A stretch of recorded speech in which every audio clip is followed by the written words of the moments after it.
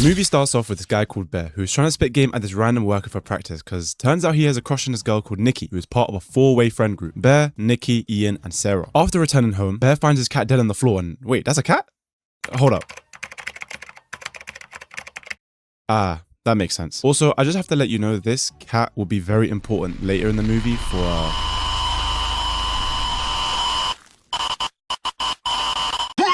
Anyways, Nikki calls Bear to trivia night, and after she drops her Bear decides to buy her a gift, and even though there are multiple other crystal necklaces he could buy, he sets his eyes on the one wish willow, which will grant any wish. After selling the bag with Nikki in person, she asks for a ride home as she's too tired to karaoke with the rest of the group. Now, I want you to quickly pay attention to the way Nikki acts around Bear and the way Sarah acts around him. Get your girl home safe. Ew, don't say it like that. Hey. It's okay.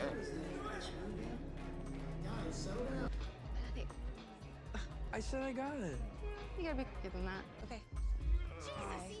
Get home safe. Okay. God, you're so fucking annoying. See you later, Bear. Fuck these losers. Let's go get fucked up. Yeah, Bear. Let's Fuck go. you. Now listen, I don't mean to toot my own horn, but man knows his stuff. But I'll touch on this later in the video. For now, Bear drives Nikki home, and after some awkward conversations and Night, freaky Nikki.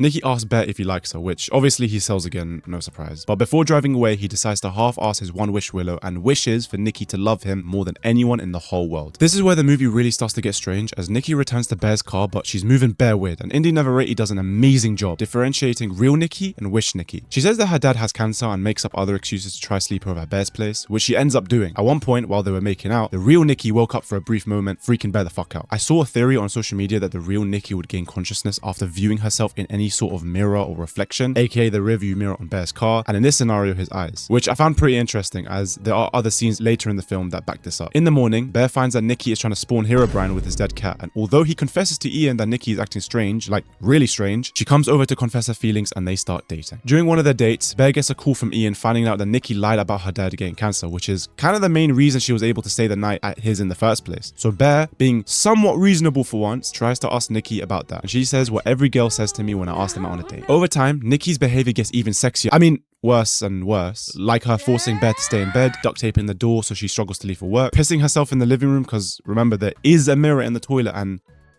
I don't think she likes mirrors. She also packs up some lunch for him and let's just say that he But wait, this is chicken, yeah? It's a chicken? There was also some friendly flirting between Sarah and Bear if anyone cares. Later on, Bear decides to call up the number on the back of the one wish willow and ask if he could alter his wish, which he can't. And the only way he can end his wish is by killing himself. During the end of the call, he actually gets the chance to speak to Nikki and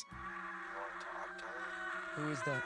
yeah, I didn't want to go to sleep. It's just overrated. Bear and Nikki attend Ian's party where she continues moving super weird, but now in public servers, creeping everyone out. Bro, on my first watch, I genuinely hated watching this entire scene because it was that awkward. It actually felt like I was there. And something about me is I really can't do genuine awkward interactions in public, like with several people. I just shut down and pray that it ends as soon as possible, or I just end up leaving. Anyways, Bear reads his dare off the Jenga brick and it says that he has to kiss the person on the left, who is Sarah.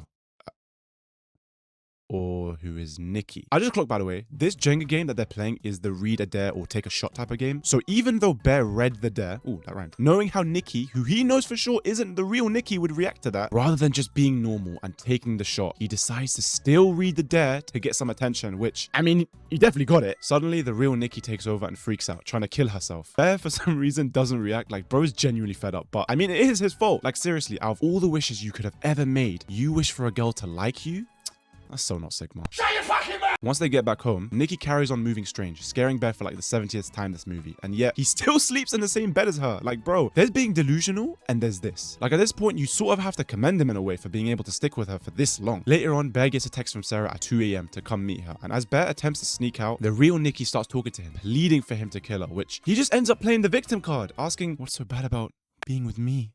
This nigga's a homosexual. Straight up after this, I realized bro is too far gone and is actually just an evil guy. So he straight up ignores Nikki and gets in Sarah's car. And after, again, some actual healthy flirting, Sarah says that she was on his left during the game. But she didn't account for the person on her left though.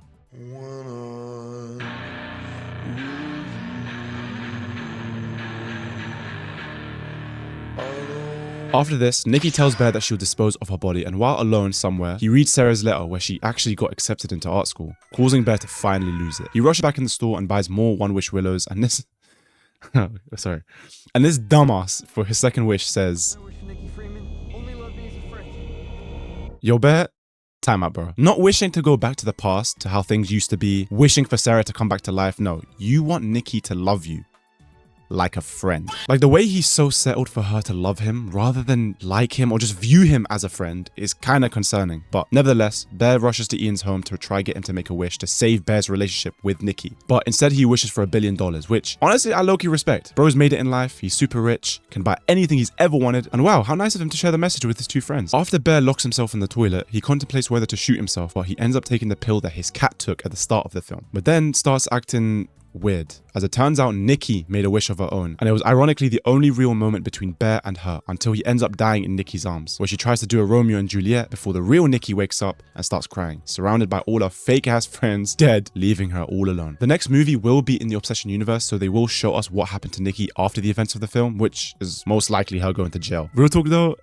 I feel so bad for her. She straight up was a victim the whole movie, and all her friends, especially Bear, were very, very selfish people throughout the film. We see the moral difference between Nikki and everyone else from the beginning when she decided to give some money to a homeless person, which I know isn't like a holy act compared to everyone else, but it does give a glimpse to how Nikki was compared to the rest. Honestly, coming into the film, I didn't have high expectations. I heard some people say it was an amazing film. I even heard some people say it was an overrated film. I wasn't biased in any sense, no high expectations, but I'm gonna be honest, I was left very satisfied, which is why I'll give it a rating of 8.89 out of 10.